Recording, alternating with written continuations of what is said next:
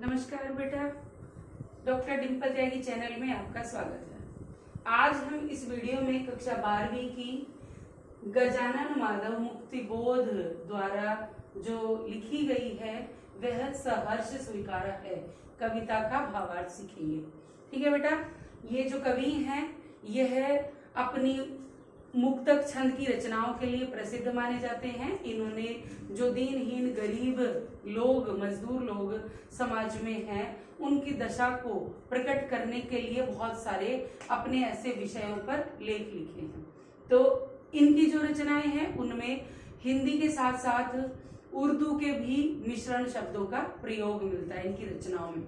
तत्सम तद्भव सारे शब्द इनमें मिलते हैं। ठीक है, मुक्तक छंद में होती है। अब ये जो कविता है सहर्ष स्वीकारा है, इसका अर्थ है सहर्ष माने खुश होकर, प्रसन्नता पूर्वक, हर्ष के साथ। हर्ष माने खुशी होती है, स्वीकारा है माने स्वीकार कर लिया है। अब इस कविता में जो भाव हैं वो हम द्विअर्थक ले सकते हैं।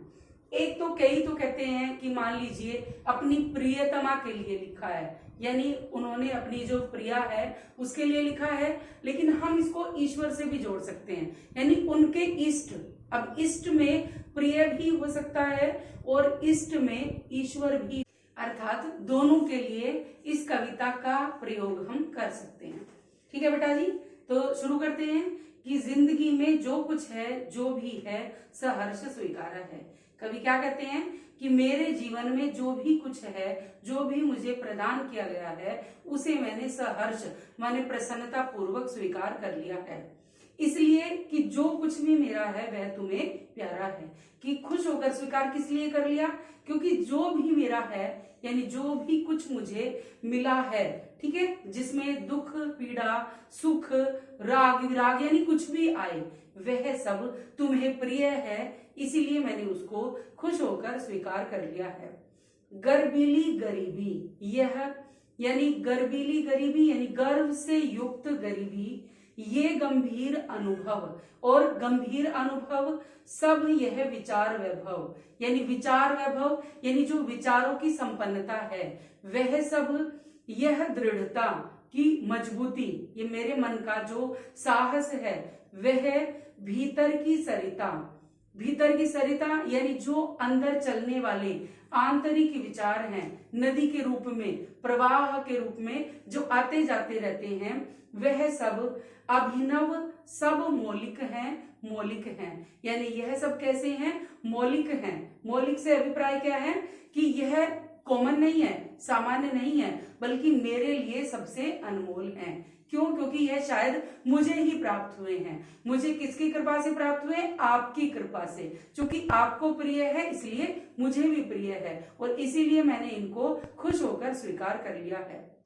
ठीक है बेटा, इसीलिए कि पल पल में जो कुछ भी जागृत है, अपलक है। कि पल पल माने प्रत्येक पल, प्रत्येक क्षण में जो भी जागृत होता है, जो भी दिखाई देता है, उजागर होता है, वह अपलक। अपलक, पलक बोलते हैं पलक झपकाने को, अपलक बोलते हैं बिना पलक झपकाए, यानी एकटक दृष्टि बांधे हुए, अर्थात दृश्य रूप में जिसको हम देख सकते हैं। तो वह संवेदन तुम्हारा है। कि वह क्या है? कि मानो आपका संवेदन है। ठीक है, कि आपने मेरे लिए यह सब दिया है, इसीलिए आपका है, और आपने दिया है तो मुझे स्वीकार है। क्योंकि कहीं ना कहीं इसमें मेरे लिए आपका दिया हुआ प्रेम भाव है।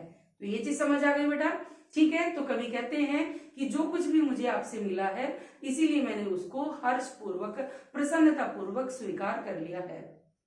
जाने क्या रिश्ता है, जाने क्या नाता है, यानी वो कहते हैं कि न जाने आपका और मेरा क्या रिश्ता है, क्या नाता है, यानी हमारा रिश्ता क्या है, नाता क्या है। जितना भी उड़ेलता हूं भर भर फिर आता है, यानी मैं मेरे अंदर के प्रेम भाव को जितना उड़ेलना चाहता हूं उतना ही वापस भर जाता है, यानी वो खाली नहीं होता। आपके प्रति मेरा प्रेम भाव खाली नहीं होता, जितना भी मैं प्रेम बाहर निकालने की कोशिश करता हूं उतना ही वो वापस भर जाता है। दिल में क्या झरना है, मीठे पानी का सोता है। कि दिल में कैसा चलता है, मानो एक झरने की भांति है, कि जैसे झरना झरता रहता है, पानी कभी खत्म नहीं होता, उसी भांति विचार जो है, जो प्रेम है, वह मानो मेरे अंतर मन से कभी समाप्त नहीं होता, वह बार बार उतना ही बढ़ जाता है जितना मैं बाहर निकलता हूँ। ठीक है, वो कैसा है झरना?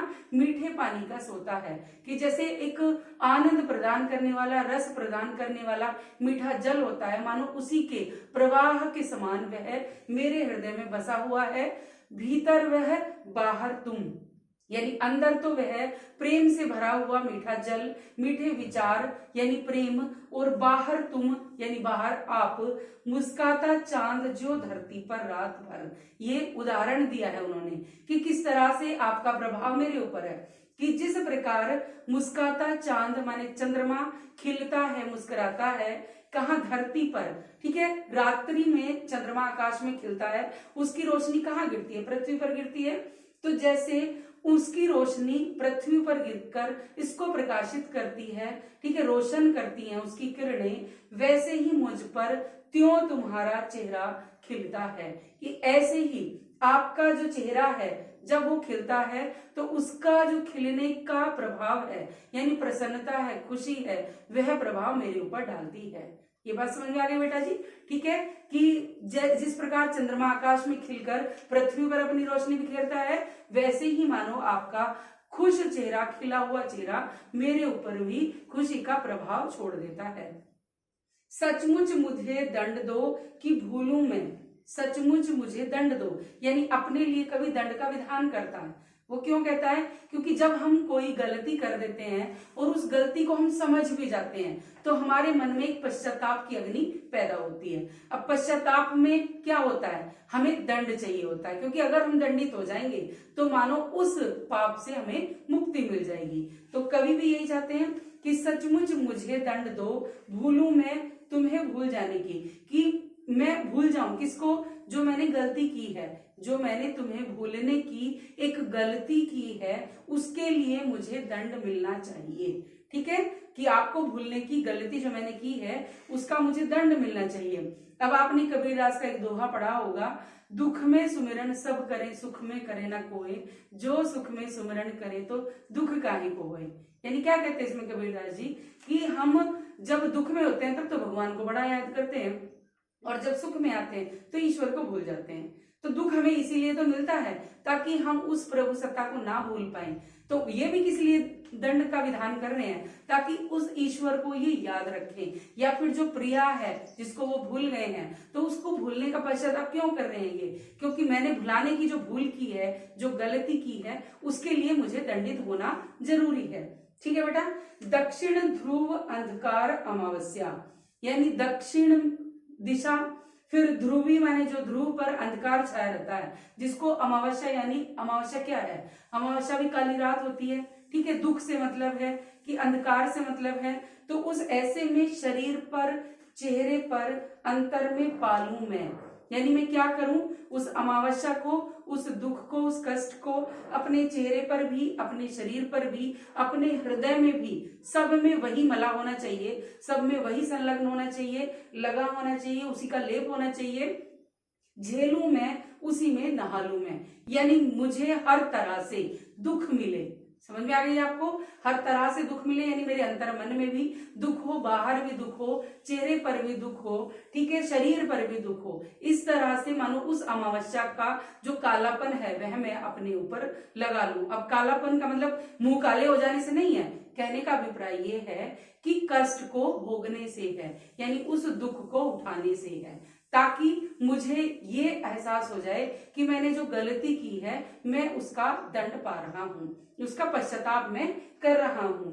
इसलिए कि तुमसे ही परिवेष्टित आच्छादित, कि इसलिए तुमसे परिवेष्टित आच्छादित, परिवेष्टित माने घिरा हुआ, आच्छादित माने ढका हुआ, यानी चारों ओर से घिरा हुआ और ऊपर से ढका हुआ, रहने का रमणीय यह उजाला, कि रहने का रमणीय कहते हैं जो मन को अच्छा लगने वाला होता है, जिसमें हम रमण करते हैं। ठीक है, वह उजाला अब सहा नहीं जाता, क्योंकि मुझे अब सुख में रहना अच्छा नहीं लगता। कहने का अभिप्राय कि अगर एक अच्छे मन वाला इंसान है, वह किसी को कष्ट देकर खुद खुश रहना नहीं चाहता, उसे अच्छा नहीं लगता कि उसकी वजह से दूसरा तो दुख में हो और वो खुद मौज मस्ती में जीता हो। तो वो यही कहते हैं कि चारों तरफ से जो आपका प्रभाव खुशी का मेरे ऊपर है या मैं चारों ओर से घिरा हुआ हूं, उस ऐसी प्रसन्नता में रहना मुझे अच्छा नहीं लगता।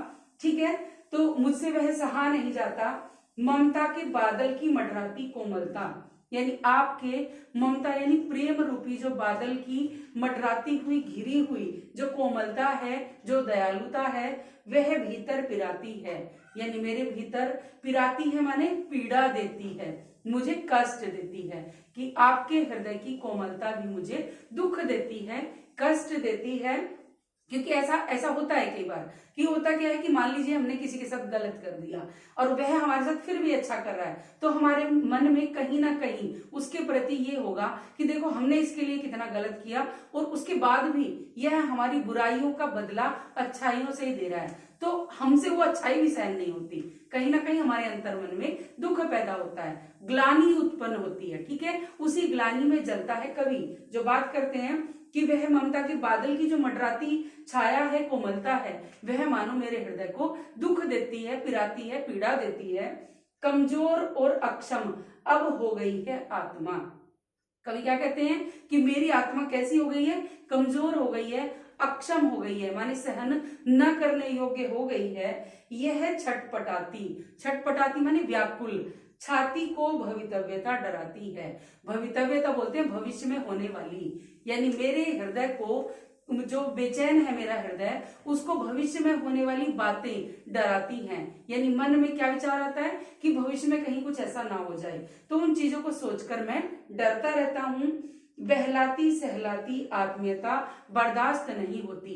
अब जब इंसान ऐसी स्थिति में होता है तो तब क्या करते हैं पारिवारिक जन, पड़ोसी लोग, जो साथ वाले होते हैं, मित्रगण, वो क्या करते हैं कि हमारी आत्मा को प्रसन्न करने के लिए, हमारे मन को शांत करने के लिए, हमें सांत्वना देने के लिए हमें बहलाते हैं और सहलाते हैं। तो बहलाना सहलाना मतलब हमारे प्रति सांत्वना भरे शब्दों का प्रयोग करना, यानी मन को सुकून देने के लिए अच्छी अच्छी बातें करना। और वो क्या कर रहे हैं कि वह सब चीजें भी जो लोग मेरे मन को सहलाने की कोशिश करते हैं, ठीक है, मुझे बहलाने की कोशिश करते हैं, वह भी मानो मुझे बर्दाश्त नहीं होती, यानी मुझे अच्छा नहीं लगता। सचमुच मुझे दंड दो कि हो जाऊं।